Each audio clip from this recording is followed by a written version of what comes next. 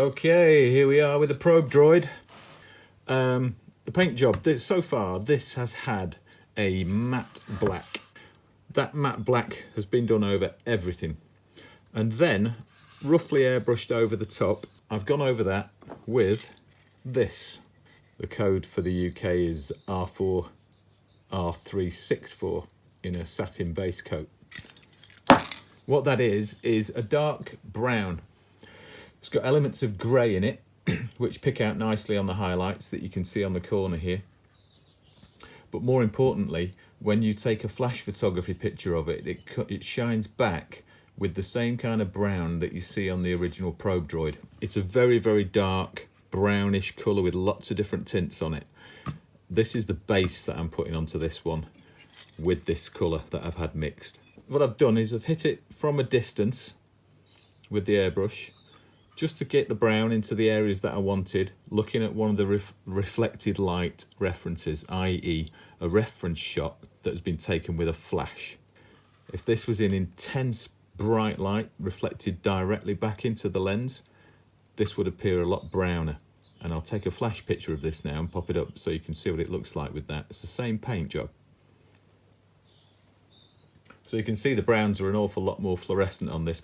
So you can see on the reference that a lot of the brown is sitting in the crevices a little bit more, and it's a bit blotchy on the surfaces. There's a graduation of a different colour that hasn't gone on yet, and that's going on much later. So the next thing to do is to rub this down with a microfiber cloth. And what that does is take away any dry spray on the surface, but it'll leave a little bit more in the crevices, and it'll give that difference of appearance to the two colours of the black underneath and the brown. And what it also does is brings out the edges of the panels a little bit. I don't know if you can see a difference there, but there is some coming off on the cloth. So this is the lower section of the body.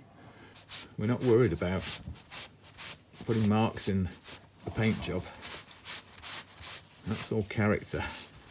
This thing's got to look fairly battered when it's done, so it's got to have some kind of history.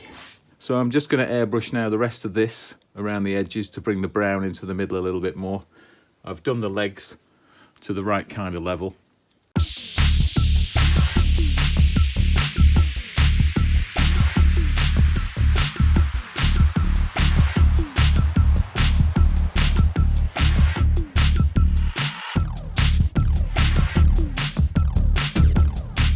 Okay, you should see a little bit of a colour change going on now. This was airbrushed from the outside, making it wider, tapering off to the centre.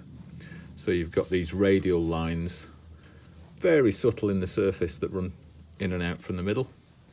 Not a lot of colour change going on, but if you flashed it with a really strong light, you'd definitely see the brown on top of the black. So that's perfect for what I want. Most of that is hidden anyway because it's really close to the bottom bit. So now we've got the top pretty much there. Got the same kind of radial lines on the top, very subtle. It's all dropped away from black. So yeah, I'm happy with that. I'll move this piece over and get on with the bottom bit.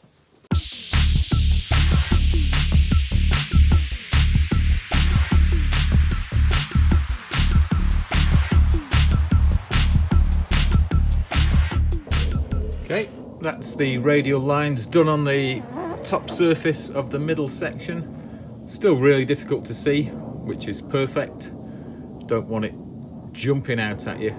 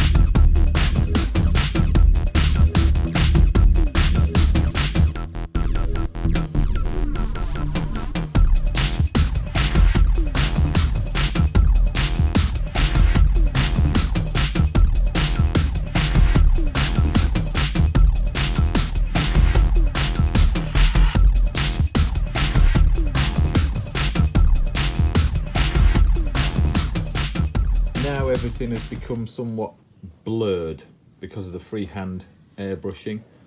The sanded edges have tightened up those lines between the shading and the edge of this panel.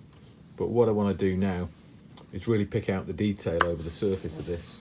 So all these edges are going to get a secondary hit with a fractionally lighter layer of that sandy colour. Not a lot. I don't want it to really pop much more than it is.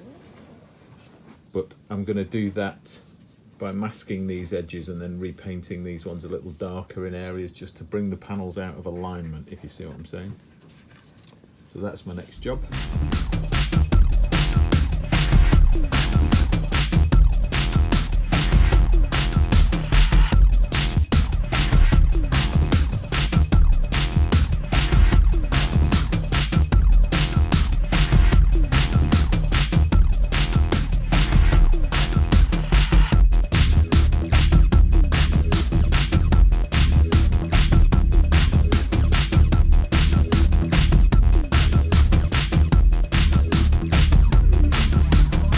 So what's happening now is I'm going around this, looking for areas where I've not got the right kind of definition, areas that look a bit flat. So I'm adding more, I'm masking off each edge, and I'm going over with a second colour, slightly browner, a little bit lighter, just to pick out the final edges of these. So this corner here, compared to this side, this looks quite nice and quite right. This one's lacking a little bit. So I'm going to just mask off simply these two edges. I don't have to mask the whole panel off, as long as I remember not to paint over this bit, because that's going to give me a line on a flat surface. So if I only paint down to about here, that's going to be fine. I can mask that again if I want to with something else later on, or I can put my finger on the corner and fold it over and try and chase it down that edge. But either way, I don't want to do too much up here. I want it collecting in this area here.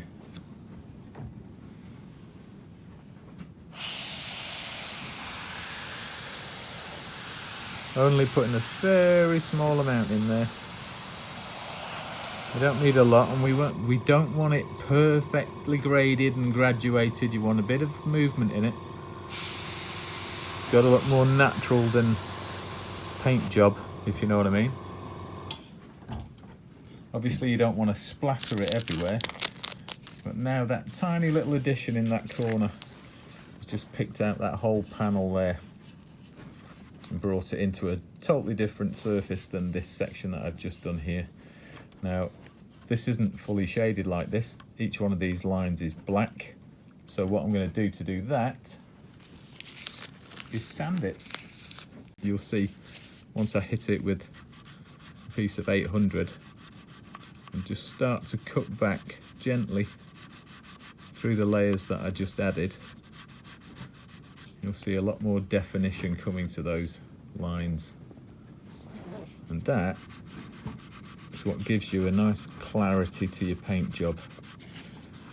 Airbrushing's good, but it can get a bit too fuzzy. You've got to be careful to keep the fuzziness down to a minimum if you can. You can see it's picking up the brown there.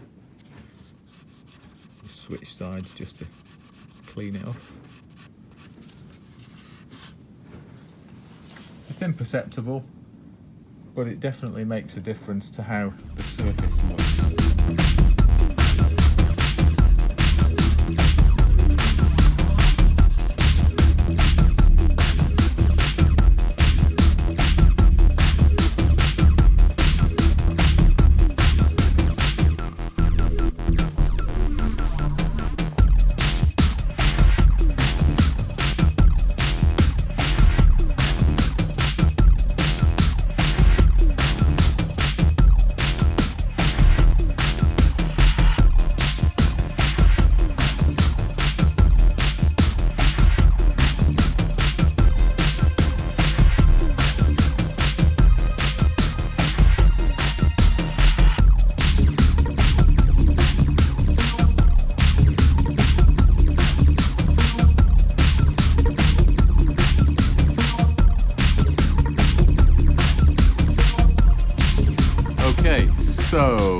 got this to a level now that's looking pretty good. The colours are looking all right.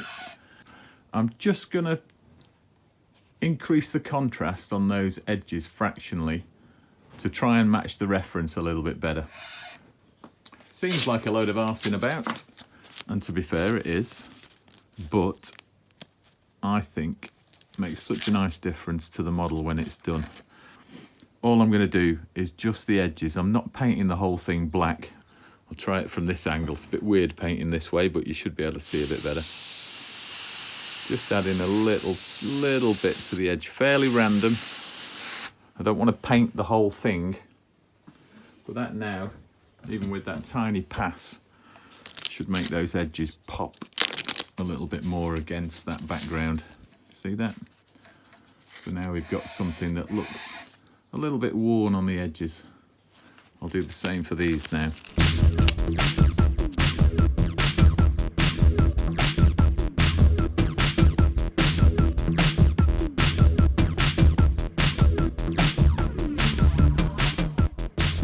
When you do your first little bit of detailing, it always looks wrong because the rest of the model hasn't got any on.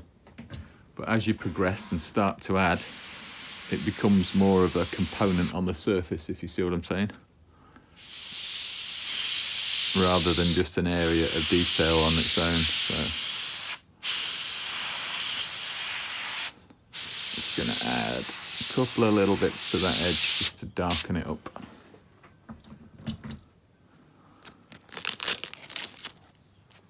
Now you probably won't even see the difference there, but it totally tightens the look of the whole thing up once you get the rest of it done. So I'm just working through that. I'll do exactly the same on the head for all the panels, just to pick them out. I might not use black on everything. I might use a little bit of the original base coat.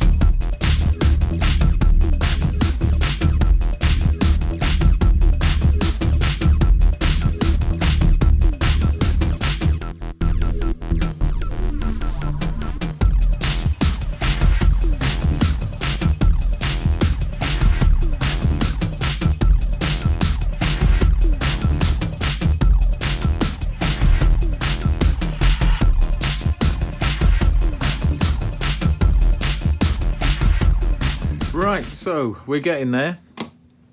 All the details on the top have been picked out just to give them a bit more edge.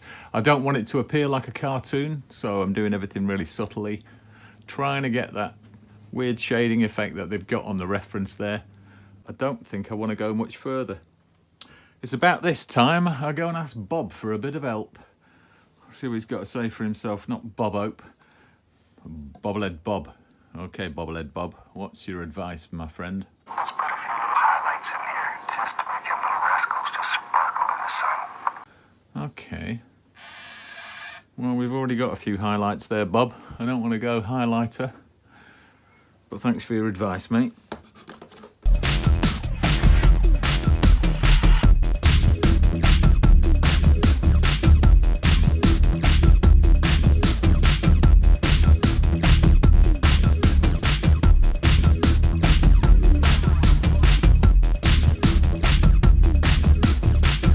So there you have it. Steve Nyson Probe Droid studio scale, 1/4? Yeah, quarter scale.